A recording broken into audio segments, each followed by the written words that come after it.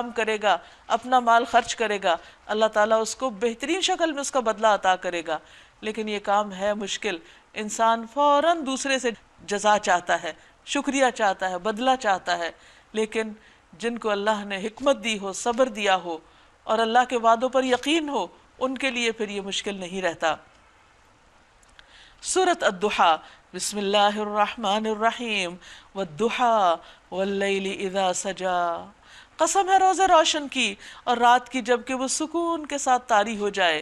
ما ودعک ربک وما قلی، آپ کے رب نے آپ کو ہرگز نہیں چھوڑا اور نہ وہ ناراض ہوا ہے۔ اللہ رب کریم آپ سے ناراض نہیں ہے۔ نبی صلی اللہ علیہ وسلم پر وحی آنے کے بعد جب کچھ عرصہ رک گئی تو آپ بہت پریشان ہوئے کہ شاید اللہ تعالیٰ ناراض ہو گیا ہے۔ فرمایا نہیں، دن کے چمکنے کے بعد رات کس لیے آتی؟ تاکہ انسان آرام کرے۔ آپ کو ایک بھاری ذمہ داری دی گئی اور اس کے بعد تھوڑی سی بریک دی گئی ہے۔ آپ کا رب آپ سے ناراض نہیں ہے۔ بعض اوقات ایسا ہوتا ہے نا، جب کوئی خیر آنے میں دیر ہو تو شیطان دل میں وسوسے ڈالنے لگتا ہے کہ پتہ نہیں اللہ تعالیٰ ناراض ہو گیا اس لیے کام نہیں ہو رہا، مشکل آسان نہیں ہو رہی۔ حالانکہ اللہ سبحانہ وتعالیٰ انسان کو کسی اور راستے سے خیر بلائی دینا چاہتا ہے، کبھی شکر کے راستے سے اور کبھی صبر کے راستے سے۔ وَلَلْآخِرَةُ خَيْرٌ لَكَ مِنَ الْأُولَىٰ، اور یقیناً تمہارے لیے بعد کا دور پہلے دور سے بہتر ہے۔ یعنی شروع میں مشکلات آئیں گی، ان کے لیے تیار رہیے، لیکن اس کے بعد اچھے حالات ہو جائیں گے۔ وَلَسَوْفَ يُعْطِيكَ رَبُّكَ فَتَرْضَىٰ، اور ان قریب آپ کا رب آپ کو اتنا دے گا کہ آپ خوش ہو جائیں گے۔ اور آپ اپنے ماضی کو دیکھیے کہ کیسے کیسے رب نے آپ کو نوازا۔ أَلَمْ يَجِدْكَ يَتِيمًا فَآوَىٰ، کیا اس نے آپ کو یتیم نہیں پایا اور پھر ٹھکانہ فراہم کیا؟ کس طرح آپ کے والد کی وفات آپ کی پیدائش سے پہلے ہو گئی، والدہ جب فوت ہو گئی تو آپ کو آپ کے دادا نے سنبھالا، دادا فوت ہو گئے تو چچا نے سنبھالا۔ اللہ تعالیٰ نے ہمیشہ انتظام کیا، اور پھر جب بڑے ہوئے تو حضرت خدیجہ جیسی مددگار اور خدمتگار اہلیہ آپ کو ملی۔ وَوَجَدَكَ ضَالًّا فَهَدَىٰ، آپ کو ناواقف راہ پایا پھر ہدایت بخشی۔ وَوَجَدَكَ عَائِلًا فَأَغْنَىٰ، پھر آپ کو نادار پایا اور مالدار کر دیا۔ کس طرح حضرت خدیجہ جیسی مالدار خاتون سے آپ کی شادی ہوئی۔ فَأَمَّا الْيَتِيمَ فَلَا تَقْهَرْ، آپ یتیم پہ سختی نہ کیجیے۔ داؤد کہتے ہیں کہ یتیم کے لیے رحم دل باپ کی طرح بن جاؤ، اور یہ جان لو جیسا بوگے ویسا کاٹو گے، نہیں جیسا تم کسی کے بچے کے ساتھ کرو گے ویسا ہی پھر تمہارے ساتھ ہوگا۔ نبی صلی اللہ علیہ وسلم نے فرمایا، اپنے یا کسی دوسرے کے یتیم بچے کی پرورش کرنے والا، میں اور وہ جنت میں اس طرح ہوں گے بشرطے کہ وہ اللہ سے ڈرتا ہو۔ امام مالک نے شہادت والی اور درمیانی انگلی سے اشارہ کیا۔ وَأَمَّا السَّائِلَ فَلَا تَنْهَرْ، اور سائل کو نہ جھڑکیے۔ یعنی جس طرح اللہ سبحانہ وتعالیٰ نے آپ پر رحمت فرمائی ہے، اسی طرح سوسائٹی کے کمزور طبقات آپ کی توجہ کے مستحق ہیں۔ وَأَمَّا بِنِعْمَةِ رَبِّكَ فَحَدِّثْ، اور اپنے رب کی نعمت کا اظہار کیجیے۔ یعنی وہ نعمتیں جو مادی شکل میں ہیں، وہ نعمت جو نبوت کی شکل میں ہے، وہ نعمت جو آپ کو اللہ تعالیٰ نے بلند مقام عطا کرنے کی شکل میں دی، آپ ان کا تذکرہ کیجیے، ان پر شکر ادا کیجیے۔ سورۃ الم نشرح، بسم اللہ الرحمن الرحیم۔ الم نشرح لک صدرک ووضعنا عنک وزرک الذی انقض ظہرک ورفعنا لک ذکرک فإن مع العسر یسرا ان مع العسر یسرا فإذا فرغت فانصب وإلى ربک فارغب۔ اے نبی صلی اللہ علیہ وسلم، کیا ہم نے آپ کا سینہ آپ کے لیے کھول نہیں دیا؟ آپ کا بوجھ اتار دیا، آپ کا دل کھول دیا، آپ کے لیے اس پیغام کو اپنے اندر جذب کرنا آسان کر دیا، اور آپ سے وہ بھاری بوجھ اتار دیا جو آپ کی کمر توڑے ڈال رہا تھا، اور آپ کی خاطر آپ کے ذکر کا آوازہ بلند کر دیا۔ بس حقیقت یہ ہے کہ تنگی کے ساتھ آسانی بھی ہے، بے شک تنگی کے ساتھ آسانی بھی ہے، اس کے ساتھ ہی ہے، یعنی کہ بعد میں ساتھ ہی ہے، اسی کے اندر ہے۔ لہٰذا جب آپ فارغ ہوں تو عبادت کی مشقت میں لگ جائیں اور اپنے رب کی طرف رغبت کریں۔ یعنی عام طور پر ہم کیا سوچتے ہیں کہ جب فارغ ہو جائیں تو پھر آرام کریں، لیکن اللہ کے رسول جن کے درجات بلند تھے ان کے لیے کیا حکم تھا کہ فارغ ہونے کے بعد آپ اپنے رب کی عبادت کی طرف رجوع کریں، یعنی جب آپ تبلیغ کے کام سے فارغ ہوں تو رات کو نوافل ادا کریں، تہجد پڑھیں۔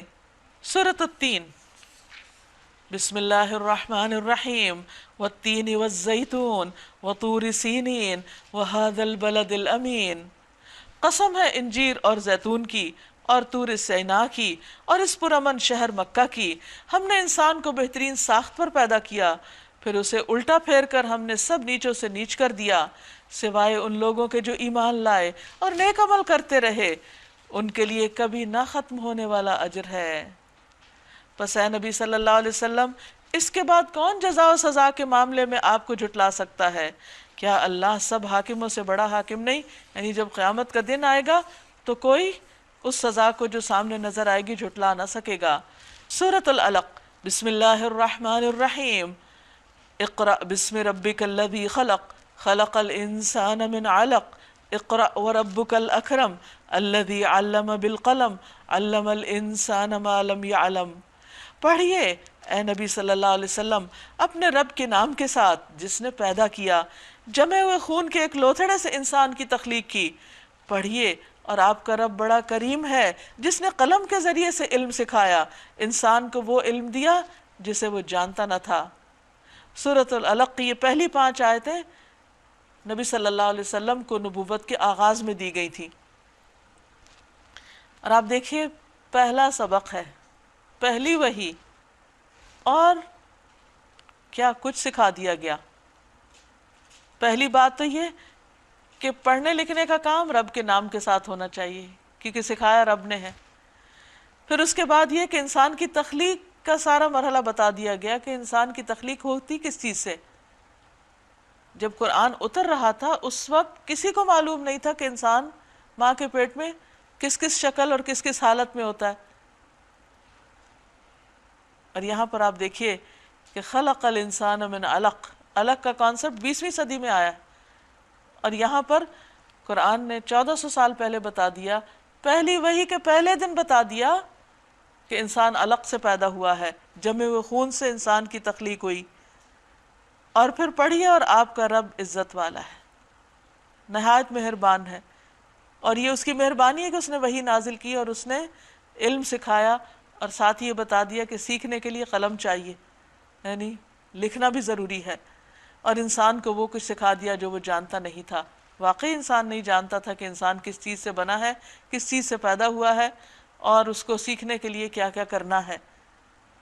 تو اس سے یہ بات بھی پتہ چلتی ہے کہ ہمارا دین دنیا کو ساتھ لے کر چلتا ہے، دنیا کے بارے میں صحیح نقطہ نظر دیتا ہے، غور و فکر کی دعوت دیتا ہے۔ یہ کوئی بلائنڈ فیتھ نہیں ہے، آنکھیں بند کر کے اپنے پیچھے چلنے کو نہیں کہتا، بلکہ سب سے پہلے پڑھنے لکھنے کا ہی سبق دیتا ہے۔ ان آیتوں میں پڑھنے اور لکھنے دونوں کا ذکر ہے، لیکن افسوس یہ کہ مسلمان اس وقت پہلا ہی سبق بھول گئے، یعنی پڑھنے لکھنے کا، جبکہ علم حاصل کرنا ہر مسلمان پہ فرض ہے، لازم ہے اس کے لیے سیکھنا۔ تو اس لیے سیکھنے سکھانے کے لیے جو کوششیں ہم سب پر لازم ہیں، سب کے لیے ضروری ہیں، ان کو مزید تیز کر دینا چاہیے۔ کلا ان الانسان لیطغی، ہرگز نہیں، انسان سرکشی کرتا ہے، اس بنا پر کہ وہ اپنے آپ کو بے نیاز دیکھتا ہے کہ کوئی پوچھنے والا نہیں۔ پلٹنا یقیناً تیرے رب ہی کی طرف ہے۔ تم نے دیکھا اس شخص کو جو ایک بندے کو منع کرتا ہے جبکہ وہ نماز پڑھتا ہو؟ ابو جہل کی طرف اشارہ ہے، جس کو نبی صلی اللہ علیہ وسلم کی نماز پسند نہیں تھی۔ تمہارا کیا خیال ہے اگر وہ بندہ راہ راست پر ہو، یعنی محمد صلی اللہ علیہ وسلم سیدھے راستے پر ہوں یا پرہیزگاری کی تلقین کرتے ہوں؟ تمہارا کیا خیال ہے اگر یہ منع کرنے والا شخص جھٹلاتا ہے اور منہ موڑتا ہے؟ کیا وہ نہیں جانتا کہ اللہ دیکھ رہا ہے؟ ہرگز نہیں، اگر وہ باز نہ آیا تو ہم اس کی پیشانی کے بال پکڑیں گے اور بال پکڑ کر اس کو کھینچیں گے۔ کلا، ہرگز نہیں، لئن لم ينتہی لنصفعا بالناصیہ، ہم اس کی پیشانی کے بال پکڑ کر اسے کھینچیں گے، اس پیشانی کو جو جھوٹی اور سخت خطا کار ہے۔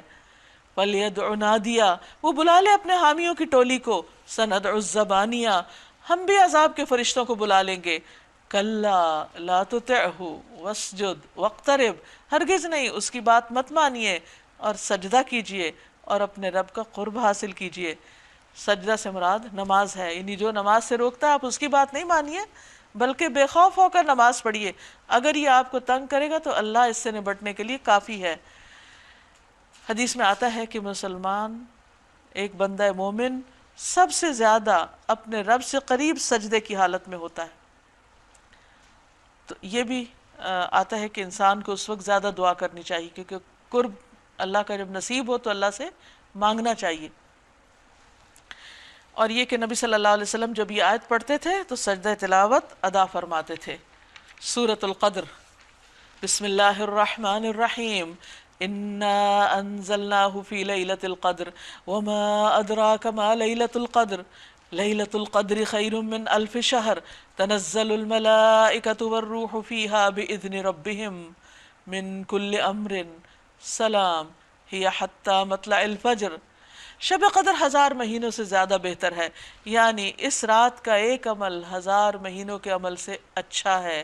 اور خاص طور پر قرآن مجید کا نزول یہ تاریخ انسانی کا سب سے بڑا عظیم الشان کام ہے کہ اللہ سبحانہ وتعالیٰ نے اپنے بندوں کی ہدایت کے لیے آخری پیغام محفوظ ترین شکل میں بھیجا اور اس کی حفاظت کا ذمہ لیا۔ تو اس رات کو خصوصی طور پر قرآن مجید کے نزول کی وجہ سے اتنی زیادہ فضیلت نصیب ہوئی۔ اس کے علاوہ تنزل الملائکۃ والروح فیہا، ملائکہ اور روح یعنی جبریل امین اس رات میں اترتے ہیں، باذن ربہم، خود سے نہیں، اپنے رب کے اذن سے، اجازت سے، من کل امر، ہر قسم کا حکم لے کر، جو بھی اللہ تعالیٰ ان کو دیتے ہیں، یعنی اللہ تعالیٰ کے اذن سے آتے ہیں اور اللہ تعالیٰ کی طرف سے انسانوں کے لیے جو فیصلے کیے جاتے ہیں ان کو لے کر آتے ہیں۔ سلام، یہ رات سراسر سلامتی ہے، ہر شر اور فتنے سے پاک ہے، اس میں امن ہی امن ہے۔ ہی حتی مطلع الفجر، یہ امن، یہ سلامتی فجر کے طلوع ہونے تک باقی رہتی ہے، یعنی ساری رات ہی بہترین عبادت کی رات ہے، دعائیں مانگنے کی رات ہے، قیام کی رات ہے، اللہ کے قرب کی رات ہے۔ سورۃ البینہ، بسم اللہ الرحمن الرحیم، لم یکن الذین کفروا من اہل الکتاب والمشرکین منفکین حتی تأتیہم البینہ، رسول من اللہ یتلو صحفا مطہرہ فیہا کتب قیمہ۔ اہل کتاب اور مشرکین میں سے جو لوگ کافر تھے وہ اپنے کفر سے باز آنے والے نہ تھے، یعنی نبی صلی اللہ علیہ وسلم کا انکار کرتے جا رہے تھے جب تک کہ ان کے پاس دلیل روشن نہ آ جائے، یعنی اللہ کی طرف سے ایک رسول جو پاک صحیفے پڑھ کر سنائے جن میں بالکل راست اور درست تحریریں لکھی ہوئی ہوں۔ تو اللہ تعالیٰ نے وہ حجت تمام کر دی۔ پہلے جن لوگوں کو کتاب دی گئی تھی ان میں تفرقہ برپا نہیں ہوا مگر اس کے بعد کہ ان کے پاس واضح بیان آ چکا تھا، بینہ آ گئی تھی۔ تو اسی طرح جب یہ کلام بھی آیا تو پھر تفرقہ شروع کر دیا، اور ان کو اس کے سوا کوئی حکم نہیں دیا گیا تھا کہ وہ اللہ کی بندگی کریں اپنے دین کو اس کے لیے خالص کر کے، یعنی پہلی قوموں سے بھی اور پہلے لوگوں سے بھی اللہ تعالیٰ کی یہی ڈیمانڈ تھی کہ وہ ساری وفاداریاں اپنے رب کے ساتھ رکھتے ہوئے اس کی عبادت کریں، بالکل یکسو ہو کر، اور نماز قائم کریں، زکوٰۃ دیں۔ یہی نہایت صحیح درست دین ہے۔ یعنی دین کی علامتیں اور شعار کیا ہے کہ اندر اخلاص ہو اور باہر ان فرائض کی پابندی جو اللہ نے انسانوں پر لازم کیے ہیں۔ اہل کتاب اور مشرکین میں سے جن لوگوں نے کفر کیا یعنی نبی صلی اللہ علیہ وسلم کے دین کا انکار کیا، وہ یقیناً جہنم کی آگ میں جائیں گے اور ہمیشہ اس میں رہیں گے۔ یہ لوگ بدترین خلائق ہیں۔ جو لوگ ایمان لائے اور جنہوں نے نیک عمل کیے وہ یقیناً بہترین مخلوق ہیں۔ یعنی صرف ایمان کا دعویٰ ہی کافی نہیں، اس کے ساتھ اچھے عمل بھی ضروری ہیں۔ ان کی جزا ان کے رب کے ہاں دائمی قیام کی جنتیں ہیں جن کے نیچے نہریں بہہ رہی ہوں گی، وہ ان میں ہمیشہ ہمیشہ رہیں گے۔ اللہ ان سے راضی ہوا اور وہ اللہ سے راضی ہو گئے۔ یہ کچھ ہے اس شخص کے لیے جس نے اپنے رب کا خوف کیا ہو۔ بعض لوگ ان آیات کو پڑھ کر ناراض ہوتے ہیں کہ قرآن نے ان کے بارے میں اتنا سخت بات کیوں کی ہے کہ اگر وہ محمد صلی اللہ علیہ وسلم کے لائے ہوئے دین کو نہیں مانیں گے تو ان کے لیے سزا ہے۔ تو بات یہ ہے کہ اللہ تعالیٰ کی بے حد مہربانی ہے کہ کل جو کچھ ہونے والا ہے وہ آج اس نے بتا دیا ہے۔ اگر وہ بتاتا نہیں اور اتنے سخت الفاظ میں نہیں بتاتا اور پھر اچانک پکڑتا تو یہ ظلم ہوتا۔ تو اس پر سب لوگوں کو جن تک حق پہنچ جائے اللہ کا شکر ادا کر کے اس کو قبول کر لینا چاہیے۔ سورۃ الزلزال، بسم اللہ الرحمن الرحیم، اذا زلزلت الارض زلزالها واخرجت الارض اثقالها وقال الانسان ما لها۔ جب زمین اپنی پوری شدت کے ساتھ ہلا دی جائے گی، یعنی قیامت کے دن، اور زمین اپنے اندر کے سارے بوجھ نکال کر باہر ڈال دے گی، اور انسان کہے گا یہ اس کو کیا ہو رہا ہے۔ اس روز وہ اپنے اوپر گزرے ہوئے حالات بیان کر دے گی کہ اس پر انسانوں نے کیا کچھ کیا۔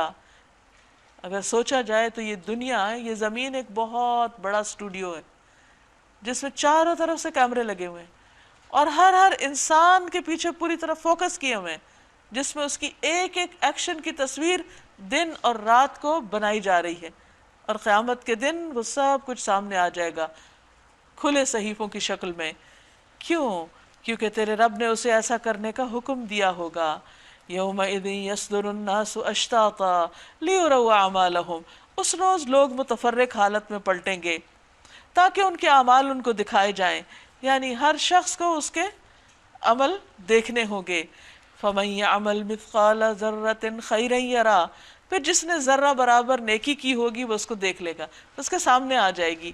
لیکن دنیا میں انسان چھوٹی چھوٹی نیکیوں کو چھوٹا سمجھ کے اگنور کر دیتا ہے، حالانکہ اگر کسی ایک لمحے کے لیے بھی وہ اللہ کا ذکر کر لیتا ہے یا کسی کا بھلا کر دیتا ہے تو وہ سب اس کے نامہ اعمال میں، اس کی حسنات میں شامل ہو جائے گا۔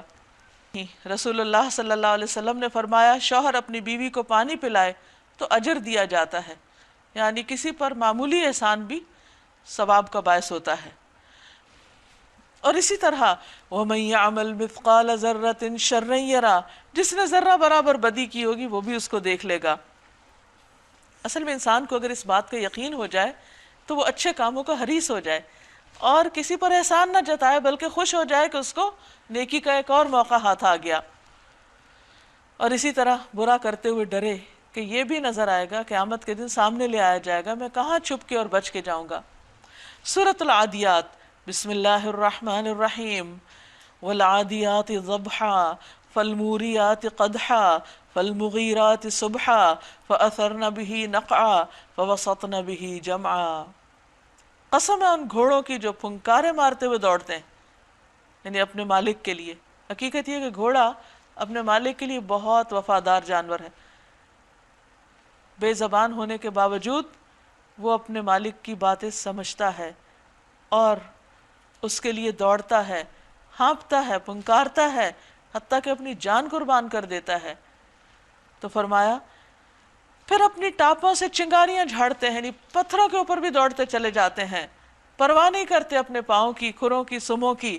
پھر صبح سویرے چھاپا مارتے ہیں، پھر اس موقع پر گرد و غبار اڑاتے ہیں اور اس گرد و غبار میں بھی دوڑے چلے جاتے ہیں۔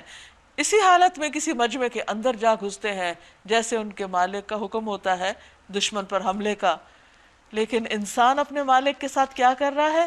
ان الانسان لربہ لکنود، حقیقت یہ ہے کہ انسان اپنے رب کا بڑا ناشکرا ہے، وہ اپنے رب کا ایسا وفادار نہیں۔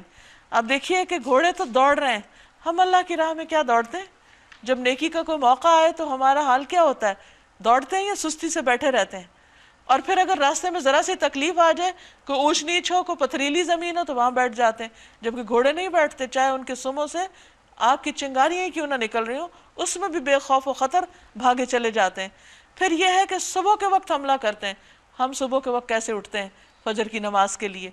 پھر یہ ہے کہ وہ گرد و غبار کی پرواہ نہیں کرتے، اور ہم تھوڑے سے بھی موسم میں اونچ نیچ ہو جائے تو بیٹھ رہتے ہیں، اور پھر اگر کہیں مرضی کے خلاف کوئی بڑا کام کرنا پڑے تو اس سے بھی پیچھے ہٹ جاتے ہیں۔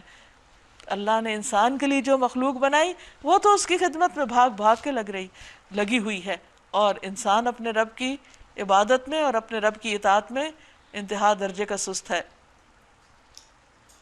وَإِنَّهُ عَلَى ذَلِكَ لَشَهِيدٌ، اور وہ خود اس پہ گواہ ہے، انسان خود مانتا ہے کہ وہ ایسا ہی کر رہا ہے۔ وَإِنَّهُ لِحُبِّ الْخَيْرِ لَشَدِيدٌ، وجہ کیا ہے، کیوں ایسا کرتا ہے؟ اور وہ مال و دولت کی محبت میں بری طرح مبتلا ہے۔ یہ دنیا کی دوڑ اس کو رب کی طرف نہیں دوڑنے دیتی۔ افلا يعلم اذا بعثر ما في القبور، تو کیا وہ اس وقت کو نہیں جانتا جب قبروں میں جو کچھ مدفون ہے اسے نکال لیا جائے گا، اور سینوں میں جو کچھ مخفی ہے اسے برآمد کر کے اس کی جانچ پڑتال کی جائے گی۔ ان ربہم بہم یومئذ لخبیر، یقیناً ان کا رب اس روز ان سے خوب باخبر ہوگا، ان کے ایک ایک عمل کی جزا اور سزا کے بارے میں اچھی طرح جانتا ہوگا کہ کون کس کا مستحق ہے۔ سورۃ القارعہ، بسم اللہ الرحمن الرحیم۔ القارعہ ما القارعہ وما ادراک ما القارعہ یوم یکون الناس کالفراش المبثوث وتکون الجبال کالعہن المنفوش۔ عظیم حادثہ، کیا ہے وہ عظیم حادثہ؟ تم کیا جانو وہ عظیم حادثہ کیا ہے؟ وہ دن جب لوگ بکھرے ہوئے پروانوں کی طرح اور پہاڑ رنگ برنگ کے دھنکے ہوئے اون کی طرح ہوں گے، یعنی پوری دنیا کا نقشہ تبدیل ہو جائے گا۔ پھر جس کے پلڑے بھاری ہوں گے، اچھے عمل زیادہ ہوں گے، وہ دل پسند عیش میں ہوگا، اس کی مرضی کی زندگی اس کو ملے گی۔ عبداللہ بن مسعود کہتے ہیں کہ میں مسواک کے درخت سے رسول اللہ صلی اللہ علیہ وسلم کے لیے مسواک توڑ رہا تھا۔ لوگ میری باریک پنڈلیوں کو دیکھ کر ہنس پڑے تو رسول اللہ صلی اللہ علیہ وسلم نے فرمایا تم کیوں ہنس رہے ہو؟ کہنے لگے ان کی پنڈلیوں کی باریکی کی وجہ سے۔ آپ نے فرمایا اس ذات کی قسم جس کے ہاتھ میں میری جان ہے، ترازو میں یہ پنڈلی احد پہاڑ سے بھی زیادہ ہوگی، اور جس کے پلڑے ہلکے ہوں گے اس کی جائے قرار گہری کھائی یعنی جہنم ہوگا۔ اور تمہیں کیا خبر وہ کیا چیز ہے؟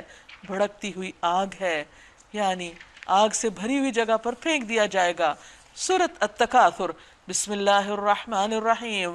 الہاکم التکاثر حتی زرتم المقابر کلا سوف تعلمون ثم کلا سوف تعلمون کلا لو تعلمون علم الیقین لترون الجحیم ثم لترونها عین الیقین ثم لتسألن یومئذ عن النعیم۔ تم لوگوں کو زیادہ سے زیادہ اور ایک دوسرے سے بڑھ کر دنیا حاصل کرنے کی دھن نے غفلت میں ڈال رکھا ہے۔ یہ مشکل ہے انسان کی کہ صرف ضرورت پر اکتفا نہیں کرتا، مقابلے پہ آ جاتا ہے کہ دوسرے کے پاس اگر زیادہ ہے تو مجھے اس سے بھی آگے جانا ہے۔